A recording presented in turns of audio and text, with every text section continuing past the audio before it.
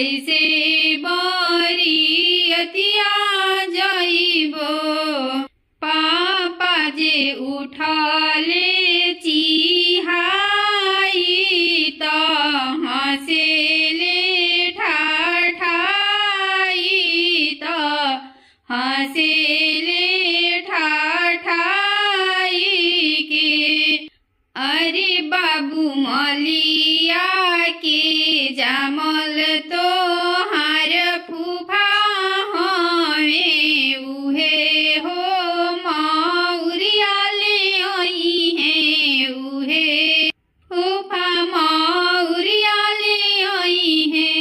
से मौरी पहिरी है सुंदर बाबू चमकत बरियतिया जई है गमकत बरियतिया जई है गमकत बरियतिया जई है। एताही महले सुतेली आपन चाचा अवरु आपन चाची।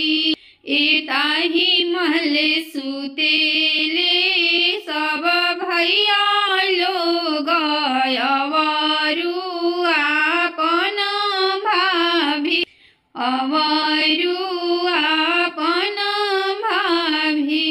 पैसी जगावेले सुंदर दुल्हा उठी उठी चाचा साहेब उठी उठी भैया साहेब।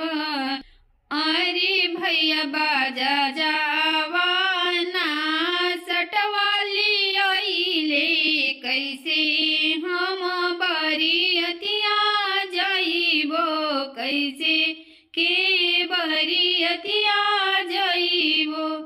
चाचा जे उठेले चिहाई त हँसेले ठाठाई त भैया जे उठले चिहाई त हँसेले ठाठाई के हँसेले ठाठाई के।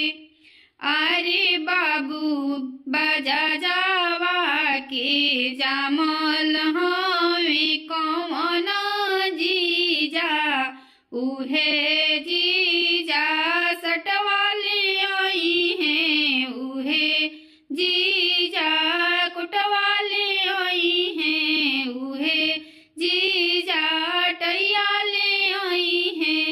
से कोट पहिरेले सुंदर दुल्हा चमकत बरियतिया जई है गमकत बरियतिया जई है गमकत बरियतिया